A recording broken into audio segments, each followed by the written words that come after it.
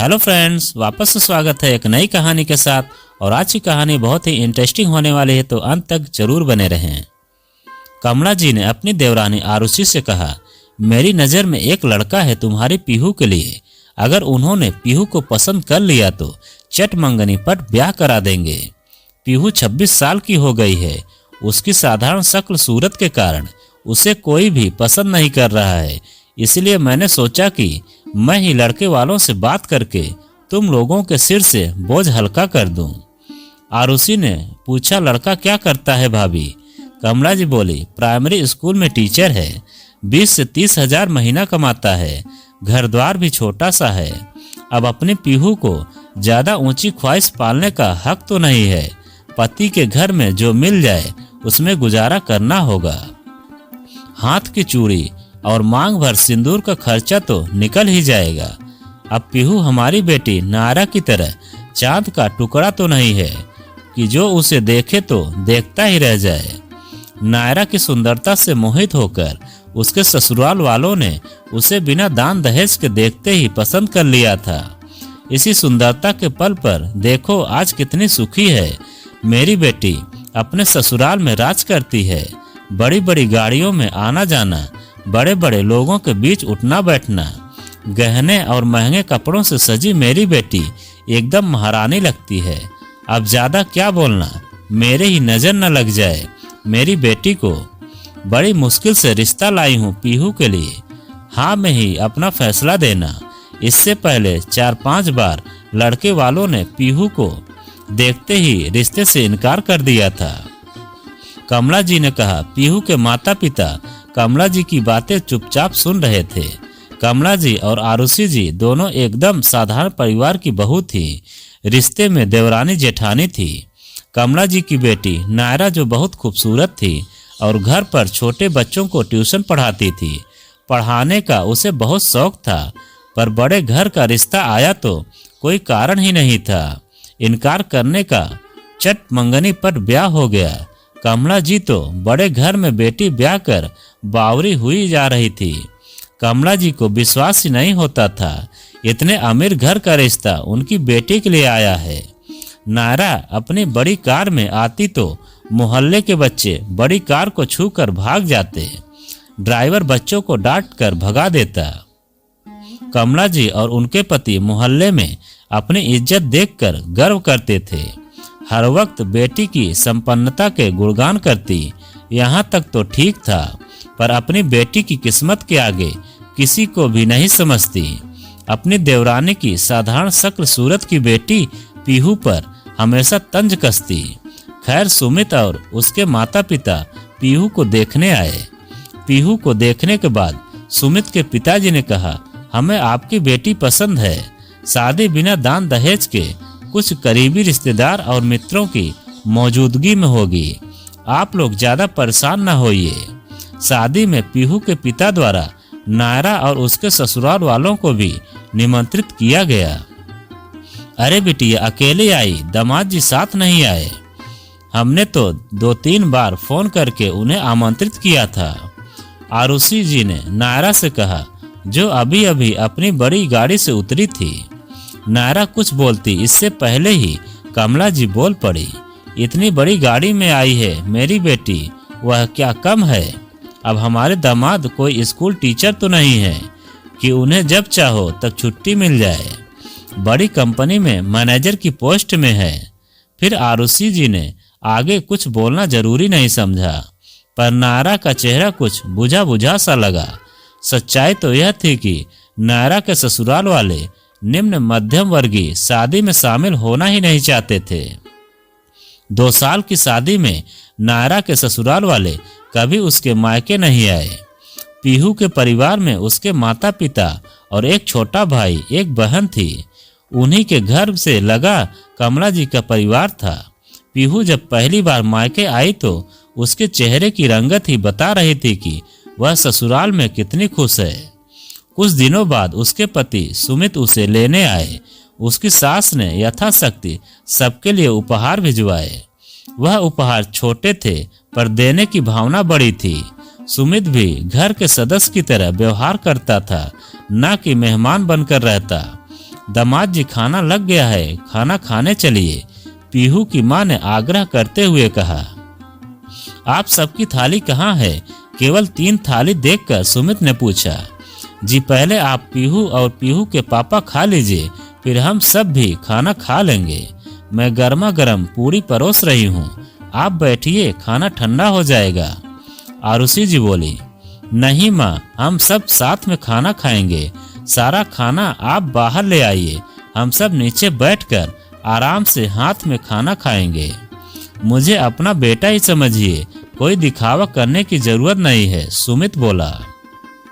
पीहू पति के सहज व्यवहार से बहुत खुश होती है। वह कमला जी की मौजूद थी।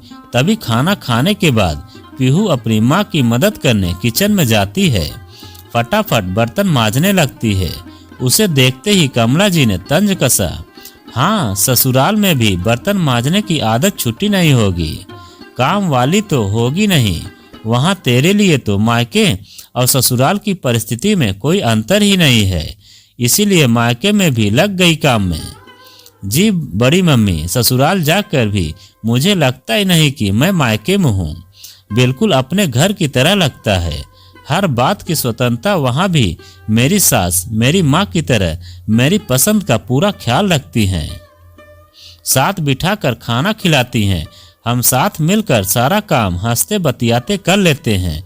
जैसे मायके में हैंड से बैग वगैरह बनाया करती थी, वैसे अब ससुराल में भी बनाती हूँ। मेरी सास भी मेरी मदद करती हैं। पीहू ने तगड़ा जवाब दिया। कुछ दिन सुमित पीहू के मायके में रहा, लेकिन दामाद नहीं बेटा बनकर। कुछ दिनों बाद आरुषि जी सूटकेस में कपड़े रख रही थी। कहाँ जा रहे हो आरुषि तुम लोग? पड़ोस से कमला जी ने घर आते ही पूछा। भाभी मैं आने वाली थी आपको बताने की पीहू की सास ने पीहू के जन्मदिन पर पूजा रखी है और हम सबको आमंत्रित किया है। उनके कुछ करीबी रिश्तेदार और हमें ही आमंत्रित किया है। बहुत मान से बुलाया है, इसलिए 2 दिन के लिए पीहू के ससुराल हो आते हैं। पीहू भी खुश हो जाएगी, आरुषि जी ने कहा तो कमला जी सोचने लगी कि उनकी बेटी नायरा के ससुराल में किसी भी आयोजन में उन्हें तो शामिल ही नहीं किया जाता है। एक बार आरुषि जी की तबीयत कुछ ज्यादा ही खराब हो गई। बुखार उतरने का नाम ही नहीं ले रहा था। उन्हें हॉस्पिटल में एडमिट किया गया। खबर लगते ही उनकी बेटी पीहू, दामाद और पीहू की सास उन्हें देखने आते हैं। दामाद ने अपनी पूरी सारी जिम्मेदारी निभाई। जहां पर जरूरत पड़ती तुरंत पैसे निकालते। यह बात अलग थी कि पीहू के पापा के द्वारा उसके सारे खर्च किए गए पैसा लौटा दिए। पीहू की सास ने भी अपना परिवार समझकर घर की सारी व्यवस्था संभाली। कुछ दिन बाद कमला जी के पति का पैरालिसिस अटैक आता है। उनके बेटे और पीहू के पापा रमेश जी ने उन्हें हॉस्पिटल पहुंचाया। नायरा हमेशा की तरह ड्राइवर के साथ अपनी बड़ी गाड़ी में आई। यह क्या हो गया मम्मी पापा को? नायरा ने रोते हुए माँ के गले लगते हुए कहा। डॉक्टर देख रहे हैं, जल्दी ही ठीक हो जाएंगे। तेरे पापा, तेरे ससुराल वाले कितने अच्छे हैं, बड़ी गाड़ी में भेज दिया मेरी बच्ची को। कमला जी बोली। नायरा बैग में से फोन निकालकर अपने पहुंचने की सूचना ससुराल में देती है। नया मोबाइल, नया बैग सब ले लिया। कमला जी खुश होते हुए बोली, बेटा तेरा चेहरा हमेशा मुरझाया हुआ सा क्यों लगता है? क्या कमी है तुझे ससुराल में जो हमेशा नीरस सी दिखती है? कमला जी ने नायरा से पूछा। मम्मी आपको मेरे ससुराल की शानो शौकत तो दिखाई दे रही है, परंतु बेटी का दुख कभी दिखाई नहीं दिया। नायरा माँ के सामने बिल्कुल बिलख पड़ी। माँ मेरे पास महंगे बैग हैं, पर मुझे 1 रुपया भी बिना इजाजत के खर्च करने की आज़ादी नहीं है। महंगी गाड़ी तो दे दी, पर मेरे साथ मेरे करीबी गरीब मायके में आने को कोई तैयार नहीं है।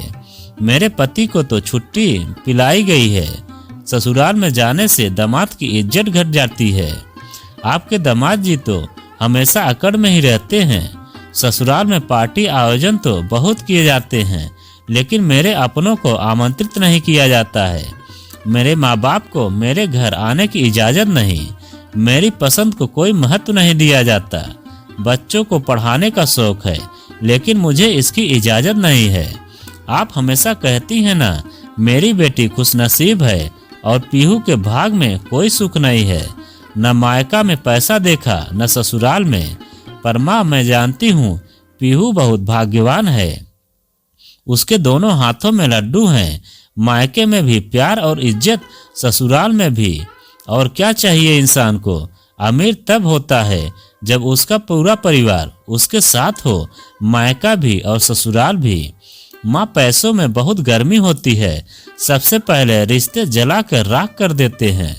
मेरे ससुराल में मेरा पूरा परिवार साथ बैठकर भोजन तक नहीं करता, सब अपने अपने कमरे में खाते हैं।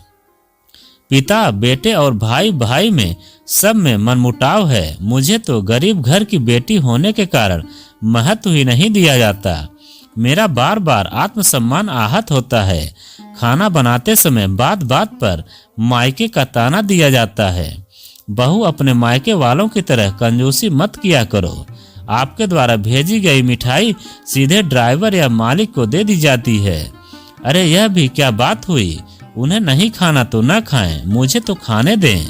मेरे मायके की मिठाई मेरे ससुराल वालों की अमीरी देखकर अब मुझे घिन आती है। कोई बात पसंद नहीं हो तो प्यार से भी समझाया जा सकता है। हर बात में मायके वालों को ताना देना ठीक नहीं है।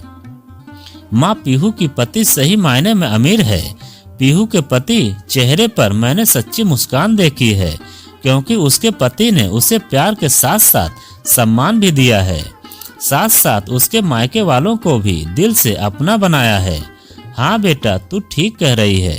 पीहू बड़े दिल वालों के घर में खुश है। खुशियों को पैसे से नहीं तोलना चाहिए। कमला जी ने कहा, दोस्तों, सिर्फ ऊंचे अमीर घर में शादी करने से बेटी को संसार के सारे सुख नहीं मिल जाते। अगर ससुराल में बेटी को सम्मान और अपनापन मिले तो वह छोटे से घर में भी खुश रहकर सब कुछ कर लेती है। तो दोस्तों, यह कहानी आपको कैसी लगी कमेंट में लिखकर हमें ज़रूर बताएं।